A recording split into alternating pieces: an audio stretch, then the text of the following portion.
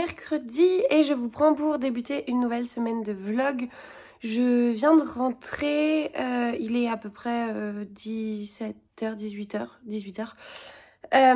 Et donc je voulais forcément commencer cette semaine en vous parlant de ma nouvelle lecture. J'ai débuté, c'était pas du tout prévu, Les bruits du souvenir de Sophie Astrabi aux éditions J'ai lu. Donc moi j'ai la version poche et nous avons un curieux comme d'habitude. Allez, descends. Et pour l'instant, j'ai lu la moitié, donc il fait, il fait 400, non, un peu moins de 400 pages, 380 pages. Et donc j'en suis à la moitié, j'aime énormément cette histoire pour l'instant, je vous lis la 4e de couve.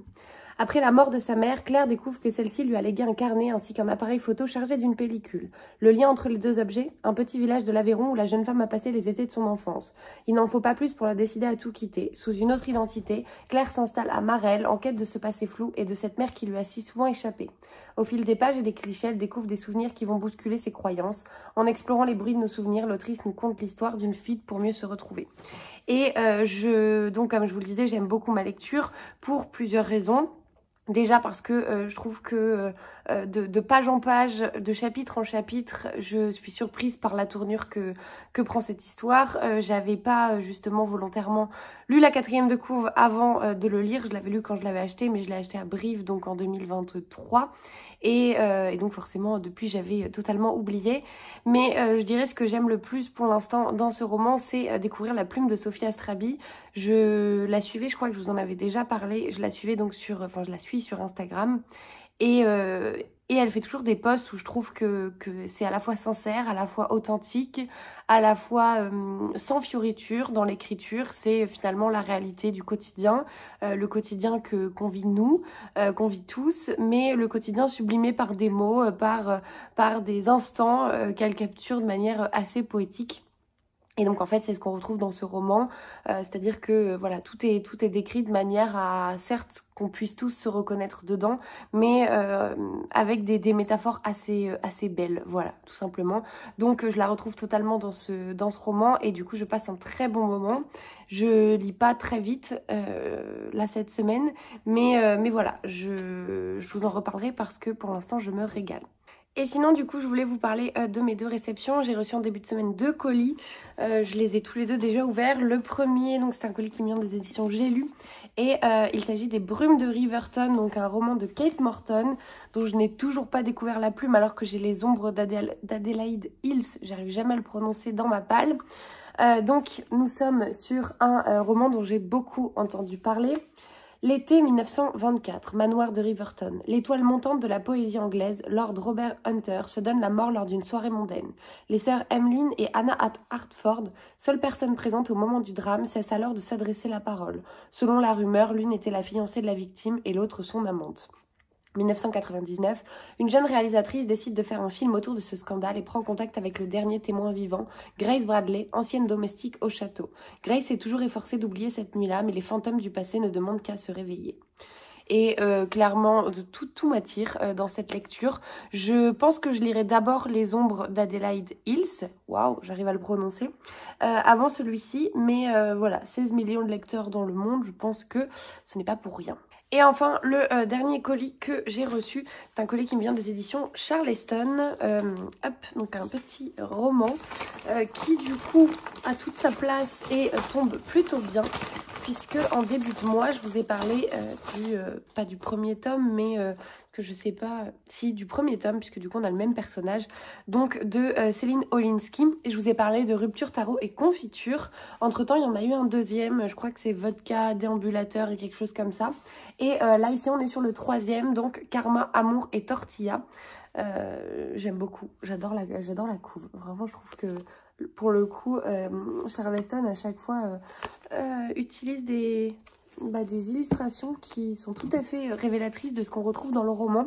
Donc je ne lirai pas la 4e de couve parce que je n'ai pas moi-même envie de me spoiler quoi que ce soit. Tout ce que je peux vous dire, c'est qu'on retrouve du coup le personnage de Camille que l'on a dans Rupture, Tarot et Confiture. Je suppose que le 2e tome doit aussi la mettre en scène, qui est un personnage plutôt drôle et attachant. Une nana qui fait plein de gaffes et qu'on va suivre du coup dans ses péripéties amoureuses, notamment dans le 1er tome. Là, visiblement, on est sur la même chose. Déjà, je viens de lire la première ligne, je n'aurais pas dû. je vais m'efforcer de l'oublier. Il faut que je me procure le tome 2. Mais voilà, du coup pour les réceptions du jour, je suis désolée, celle-ci elle n'apporte rien parce que je peux pas vous en parler. Mais si jamais ça vous intéresse, je vous invite à visionner les vlogs précédents ou à aller voir mon compte Insta dans lequel justement j'ai fait ma chronique sur rupture, tarot et confiture. Voilà, donc un grand merci à J'ai lu pour cette bébé brique et à Charleston pour ce petit roman que je lirai je pense cet été. Voilà, du coup, c'est tout pour moi. Je vais repartir à mes occupations et je vous dis à plus tard.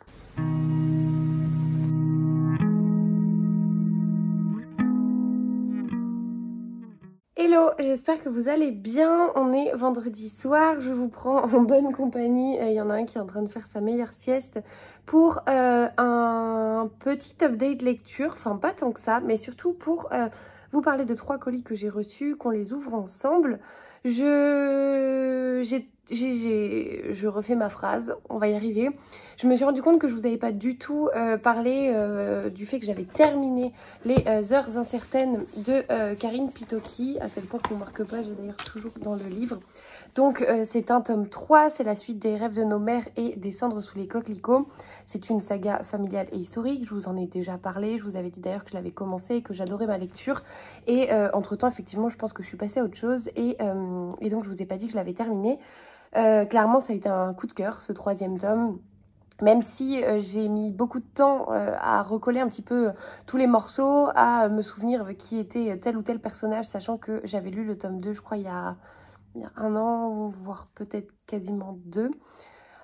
Et donc en fait il est sorti en poche entre temps. Moi j'ai la version brochée de chez Charleston, mais c'est pour vous dire que voilà, ça fait déjà au moins 1 an qu'il était sorti en broché et donc j'avais dû lire le précédent il y a beaucoup plus d'1 an. Bref, donc j'ai adoré cette histoire, je vous en parlerai pas parce que c'est en tome 3, mais j'ai pris beaucoup de plaisir à retrouver donc les personnages que l'on a dans cette saga, que ce soit la famille Ashford, la famille Murphy, ça il n'y a pas de spoil, vous les connaissez dès le 1er tome. Et j'ai trouvé qu'on avait beaucoup d'évolution, que certains personnages, et c'est là d'ailleurs toute la force de Karine dans son écriture, c'est qu'en fait on s'attache bien sûr à tous ces personnages, mais au fur et à mesure des tomes, on vit avec eux. Et donc, comme ça implique, je suis désolée si vous entendez des bruits, j'ai mon lave-vaisselle et ma machine à laver qui tournent en même temps, donc je suis désolée s'il y a un bruit de fond. Donc Karine, elle a cette force en fait de nous faire donc s'attacher aux personnages, certes, mais de nous faire vivre avec. Et en fait, comme avec une personne, l'un de vos proches avec qui vous vivez, on n'aime pas tous les côtés des gens de manière générale, même qu'on les aime profondément, il y a des choses qui parfois voilà, nous rendent un peu fous, des comportements avec lesquels on n'est pas nécessairement en accord. Et c'est un peu la même chose avec ces personnages, c'est qu'en fait on a des personnages que l'on adore, mais il y a certaines décisions où voilà, où on comprend pas nécessairement. On comprend par la suite que en fait ils ont agi comme des humains, personne n'est parfait, on fait tous des erreurs et du coup je trouve que ça rend cette histoire vraiment authentique, dans laquelle on se projette tout à fait même si on est sur une époque totalement différente et donc ici on est en post-première guerre mondiale, on est en 1919. J'ai d'ores et déjà clairement hâte de découvrir la suite, même si je sais que Karine Pitoki donc, est en train de l'écrire, donc elle n'est pas prévue pour tout de suite. Mais voilà, j'ai hâte de voir ces personnages évoluer dans une autre grande partie de l'histoire, avec un grand H. Et qui plus est avec cette fin, on a la fin de ce 3e tome qui voilà, nous laisse clairement comprendre ce qui peut se passer, en tout cas d'un point de vue historique. Et c'est un régal, c'est quand même un gros pavé, mais je trouve que ça se lit très vite. Et voilà, j'ai passé un formidable moment de lecture, donc si franchement vous cherchez une saga familiale et historique, vous pouvez foncer les yeux fermés avec celle-ci. C'est une saga pépite, en tout cas à mon sens.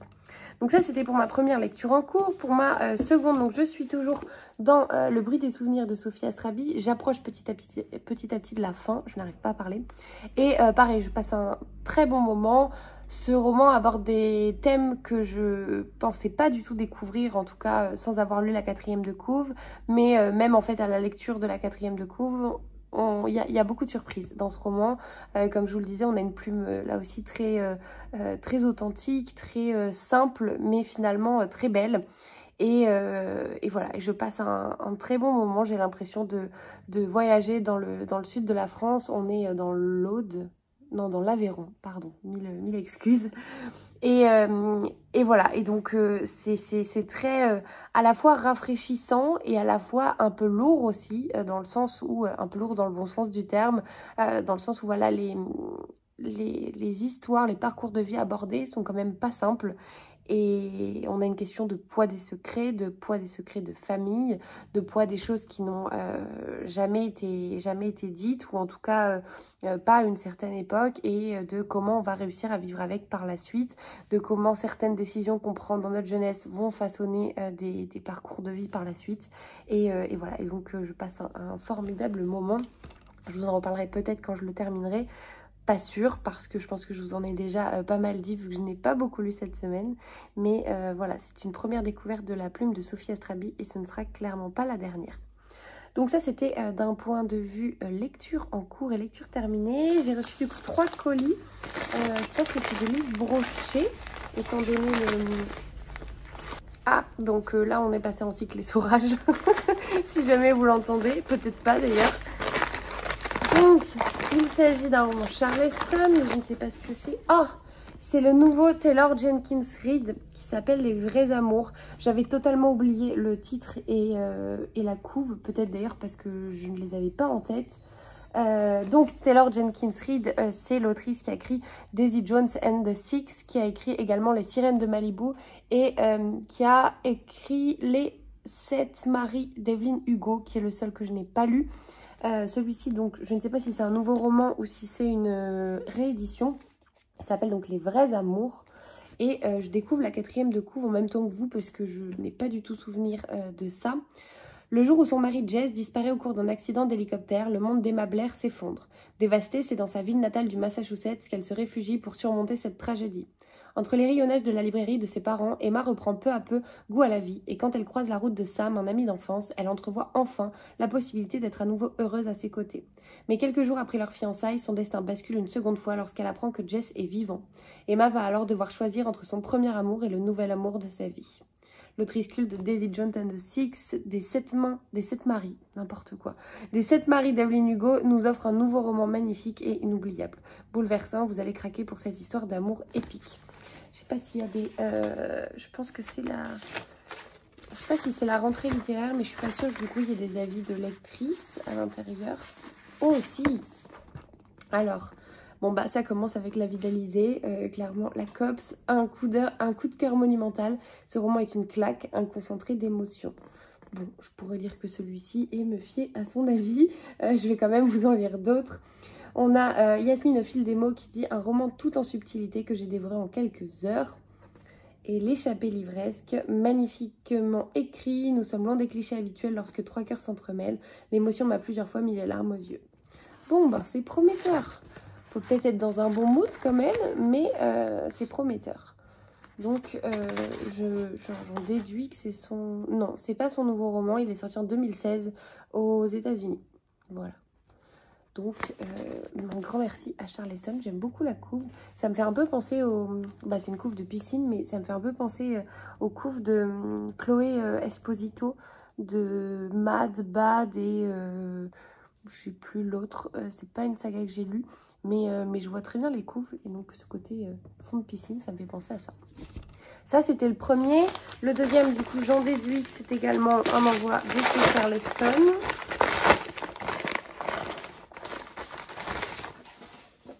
Ah non, c'est un... Je sais pas si c'est celui-ci que j'avais demandé, mais en tout cas, c'est un... je pense que ça me plaira. Donc rien à voir, c'est envoyé par le Duc, mais il s'agit du coup d'un livre de chez Alizio qui s'appelle Potentiel caché d'Adam Grant. C'est un best-seller du Times et il vous apprend à accomplir de grandes choses. Serena Williams en a dit « J'aimerais pouvoir remonter dans le temps et offrir ce livre à la jeune fille que j'étais. Il m'aurait aidé à trouver un chemin plus joyeux vers la réussite. » Donc, vous l'aurez compris, c'est un livre à la fois de développement personnel et à la fois, je pense, d'état d'esprit, de mindset, de business, de voilà, tout ce qui peut en découler. Contrairement aux idées reçues, avoir du talent ne tient pas du miracle. Nous sommes tous capables de bien plus que ce que nous pensons. Pour ce faire, il faut accepter de sortir de sa zone de confort et laisser réellement libre cours à toutes ses aspirations. À travers une série d'études scientifiques et sociologiques accompagnées de récits inspirants allant des écoles primaires aux entretiens de la NASA, Adam Grant nous montre comment développer nos qualités de caractère, celles qui transcendent notre personnalité, boostent notre motivation et nous propulsent vers les sommets. Nous pouvons tous nous dépasser, déjouer les pronostics et atteindre des objectifs qui nous paraissaient inaccessibles. Découvrez comment, tel un diamant brut que l'on polit, le talent se crée. Et j'avoue que j'aime de temps en temps, pas tout le temps, mais j'aime de temps en temps me plonger dans des ouvrages comme celui-ci pour voilà, prendre un peu de hauteur, trouver des pistes aussi d'amélioration dans ma vie de tous les jours, dans ma vie professionnelle aussi, et dans la manière dont je les appréhende, dans la manière dont voilà, mon état d'esprit se crée et se façonne. Et je pense que du coup ce sera une lecture de chevet. Je ne sais pas si je vous en parlerai au fur et à mesure de ma lecture. Peut-être si jamais je vois des passages qui sont vraiment très inspirants. Mais voilà, donc merci aux éditions Le Duc. Et enfin, last but not least. Hop, je vais y arriver. Alors, oh, c'est encore un roman de chez Charleston, mais il ne vient pas du même endroit, c'est pour ça qu'il n'est pas emballé de la même manière. C'est le nouveau roman de Kelly Reimer, en tout cas son dernier édité chez Charleston, qui est L'épouse allemande. Et alors celui-ci, j'en ai entendu que du bien. Je crois que c'est Alizée justement qui m'en a parlé. J'ai un autre livre de Kelly Reimer, mais je ne sais plus lequel c'est. J'aurais peur de vous dire une bêtise. Non, je sais plus lequel c'est. J'essaie de voir au fond, mais non, je vous dirai n'importe quoi. J'en ai un autre, donc je n'ai encore pas lu cette autrice, mais il me semble que c'est sur la même période. Donc période, en l'occurrence, post-Seconde Guerre mondiale. On est en 1950. Et alors là, si vous me connaissez un peu, vous savez que potentiellement les années 50... Gus, non, que les années 50-60 aux États-Unis, et notamment dans des villes comme, dans des États comme l'Alabama, c'est des périodes que j'apprécie beaucoup, non pas pour les horreurs qu'elles ont pu voir, mais pour voilà, tout le contexte historique qu'il y a autour, pour l'ambiance aussi, ce qui fait que j'avais adoré 22-11-63 de Stephen King, que j'avais adoré Sweet 16. Je sais plus quel roman autre j'ai lu qui se passait à cette période. Bien sûr, Beignet de tomates vertes, qui est à peu près dans la même veine aussi en termes de période historique. Et voilà, et donc c'est une période que j'affectionne beaucoup. Là, ici, donc, nous sommes à Huntsville, dans l'Alabama, en 1950. Dans le bus qui la conduit vers sa future maison en Alabama, malgré la moiteur de l'air ambiant, Sophie von Meyer-Rod a l'impression de respirer pour la première fois depuis des années. Ses enfants blottis contre elle, elle entrevoit enfin la perspective d'une nouvelle vie loin des conflits qui ont endeuillé son Allemagne bien-aimée. Le gouvernement américain, qui a recruté son mari Jürgen pour travailler sur un nouveau programme spatial, leur promet un avenir meilleur, mais Sophie se heurte rapidement à l'hostilité de ses voisins. Car une question leur brûle tous les lèvres, quelle relation la famille Rod a-t-elle entretenue avec le Reich ? Quand des rumeurs sur leur lien avec le régime hitlérien se répandent, la tension monte, jusqu'au jour où un drame se produit ébranlant toute la communauté. Inspiré d'une histoire vraie, l'incroyable récit d'une femme tiraillée entre ses convictions et son instinct maternel, de l'Allemagne nazie à l'Alabama de la guerre froide. Et ok, donc en fait, j'ai trop hâte de le lire et je comprends pourquoi Alizée m'en avait parlé parce que ça fait écho à l'histoire que l'on retrouve dans La double vie de Dina Miller de Zoé Brisby, qui est un roman que j'ai lu assez récemment et je vous en ai parlé. Si jamais voilà, vous n'avez pas vu cette vidéo et que ça vous intéresse, je vous invite à regarder les vlogs précédents. Et en fait, la double vie de Dina Miller se passe à peu près à la même période. Et clairement dans le même contexte, puisque nous sommes du coup sur les prémices de la NASA. Ah, le lave-vaisselle est terminé maintenant. Nous sommes sur les prémices de la NASA et donc en fait nous allons suivre plusieurs familles et notamment une qui aurait des liens avec, avec les nazis tout simplement. Bref. Donc voilà, cette histoire me tente trop et je comprends du coup pourquoi je l'ai demandé. Je comprends, c'est vrai que en fait entre le moment où on a la possibilité de choisir ces romans et le moment où ils arrivent, il y a toujours un délai qui fait que parfois on se dit mais c'est vrai, j'avais vraiment demandé celui-ci. Et pourtant j'essaye quand même de ne pas en demander beaucoup, en tout cas par rapport à l'étendue du catalogue Charleston. Mais voilà, du coup je suis trop impatiente de le lire. Il est, c'est pas un petit roman, mais c'est pas non plus un gros bébé comme Charleston peut parfois les faire. Il fait 470 pages. Et pareil, je vais vous lire du coup des avis. Donc on a, évidemment, je vous lis celui d'Alizé. Kelly Rimmer nous livre un roman passionnant et instructif sur l'opération Paperclip. Donc en fait, c'est vraiment ce à quoi on fait écho, ça fait vraiment écho à la double vie de Dina Miller. Une histoire captivante, immersive et sociologiquement très intéressante. On a My Jolie Librairie qui dit coup de cœur pour ce roman choral où s'entremêlent subtilement les destins de Sophie et Lizzie. Une lecture intense et addictive portée par une plume sensible et efficace, captivant. Les pages de Cynthia qui dit j'ai adoré ce roman, un pan de l'histoire dont on ne parle pas ou peu, une plume fabuleuse, un livre extraordinaire. Clairement, ça me donne trop envie. J'ai presque envie de tout arrêter et de le commencer, mais non, je vais retrouver Sophie Astrabi et j'y prends d'ailleurs beaucoup de plaisir. Bref, je vous quitte pour aujourd'hui, pour cette semaine aussi, puisque je ne ferai pas de vlog ce dimanche, vous ne le savez pas encore, mais je pense que vous avez pris l'habitude, parce que pour l'instant je n'ai pas assez de temps pour me consacrer au montage et vous poster cette vidéo.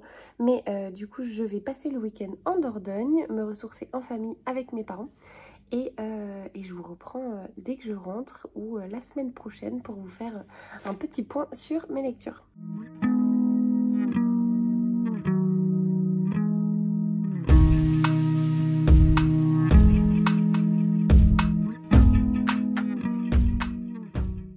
On est mercredi soir, je vous prends donc non pas pour démarrer une nouvelle semaine mais pour continuer sur une deuxième semaine ce vlog. Je viens de rentrer, il est quelque chose comme 18h30. Je voulais donc vous parler de mes lectures en cours et surtout d'une réception. Concernant donc ma lecture en cours, je suis en train de terminer Les bruits des souvenirs. Je ne reviendrai pas beaucoup dessus, mais pour l'instant, comme je vous le disais, je passe un très bon moment. J'attends la fin, mais je pense qu'on sera sur une lecture coup de cœur, ou quasi coup de cœur, on va dire ça comme ça, mais en tout cas sur une excellente lecture. Et ce qui est certain, c'est que ce ne sera clairement pas mon dernier roman de Sophie Astravi parce que j'aime beaucoup trop sa plume, beaucoup trop ses personnages, beaucoup trop ce qu'il dégage et ce que dégage ce roman. Donc voilà, une excellente lecture. Il me reste l'équivalent de 15 pages, donc comment vous dire que je vais le terminer ce soir. Je commence également une autre lecture qui est donc le tome 3, l'héritage de la Villa aux Étoffes, puisque c'est le mois de la saga et que c'est vrai que quand je regarde mes livres lus ce mois-ci, il n'y a pas ou peu de saga. Donc je le lis en lecture commune avec Maëva du comte Zola Burrata qui est pour l'instant bien plus en avance que moi. Qui est, je crois qu'il y a lu 300 pages, là où moi j'en suis page 80 pour l'instant ou page 90, donc voilà, je vous en reparlerai. C'est un tome 3, on retrouve bien sûr les personnages du tome 1 et 2, et nous sommes cette fois-ci en 1920, donc je vous en parlerai bien sûr plus tard. Et sinon du coup je voulais vous prendre pour vous montrer un colis que j'ai reçu. J'ai déjà enlevé le premier carton mais je ne l'ai pas ouvert, c'est un colis qui me vient des éditions J'ai lu, donc qui est relativement bien emballé jusqu'ici. Oula, ah oui d'accord, c'est quand même un énorme colis. Donc je me l'étais gardé pour pouvoir l'ouvrir avec vous.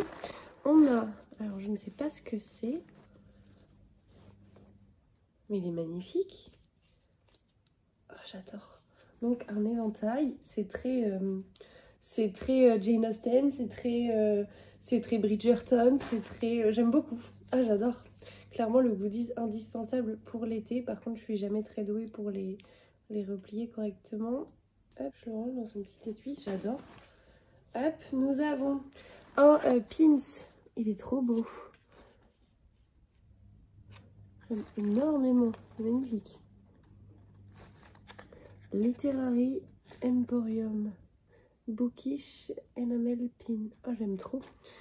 Nous avons ensuite, mais vraiment ce colis il est incroyable. Vous savez, vous connaissez je pense mon amour pour palais d'été. Le thé des lords que je ne connais pas du tout, c'est un thé noir parfumé.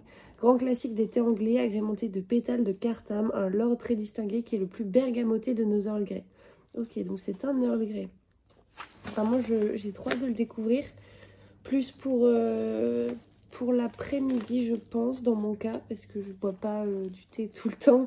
Et je bois certains types de thé. Enfin, il y en a certains que je peux pas boire le matin, par exemple. Bref, mais trop contente. Putain, vraiment, c'est un magnifique colis, déjà pour l'instant. Il est sublime. Ensuite, nous avons un carnet qui vient, bien sûr, de chez Söstrengren, ma passion, clairement, qui est vraiment magnifique. Il est sublime, je sais pas si vous voyez tous les petits détails. Incroyable, mais cette box est dingue. Et enfin, nous avons le roman en question qui n'est autre qu'un parfait mélange entre Agatha Christie et Jane Austen, d'où toutes les références depuis tout à l'heure, donc de Jessica Bull qui s'appelle Miss Jane Austen et l'infortunée modiste. Je vous montre la couve, donc aux éditions J'ai lu, c'est un format semi-broché type Cozy Mystery. Je vous lis la 4e de coup. La jeune Jane Austen est ravie d'assister au bal donné par les Harcourt. Feux d'artifice, vin, danse, tout est parfait. Mais la soirée est brutalement interrompue lorsque le corps d'une jeune femme est découvert dans un placard. Dès qu'elle pose les yeux sur la victime, Jane reconnaît la modiste de Basingstoke. Que faisait-elle donc là et qui pourrait avoir commis un crime aussi atroce? Quand son frère est accusé du meurtre, Jane décide de mettre son nez dans les affaires locales et son sens acéré de l'observation ne sera pas de trop pour démasquer le vrai coupable.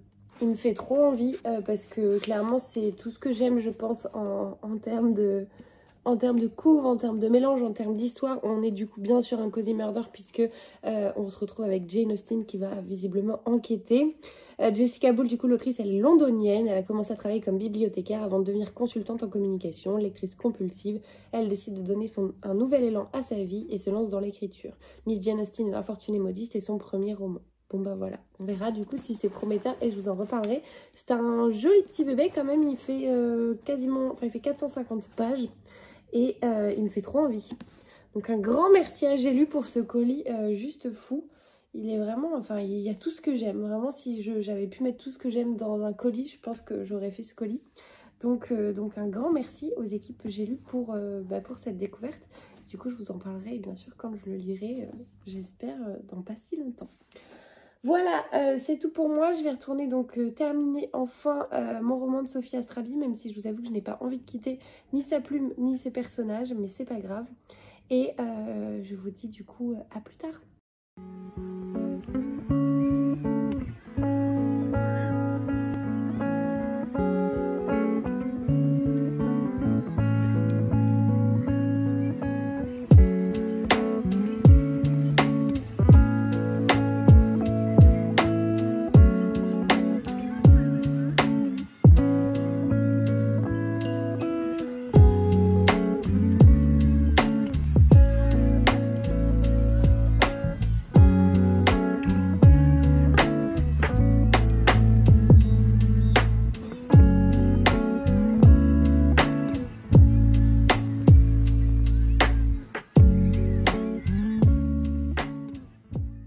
Hello, on est dimanche et je vous prends pour clôturer cette semaine de vlog.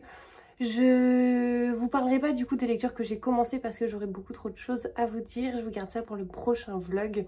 J'ai commencé du coup 3 lectures mais je vous en parlerai davantage dans le vlog suivant. Tout ce que je peux vous dire c'est qu'il s'agit de saga, que j'ai décidé du coup de reporter le mois de la saga que normalement je fais en mai puisque c'est le traditionnel mois de la saga au mois de juin. Donc voilà, donc je vous réserve ça pour le vlog prochain. J'espère que vous avez passé du coup un agréable moment en ma compagnie, que vous avez trouvé de nouvelles suggestions de lecture. Si c'est le cas, dites-le moi comme d'habitude. Et comme toujours, du coup, je vous souhaite une très belle semaine, de belles découvertes, de très belles lectures. Et je vous dis à la prochaine.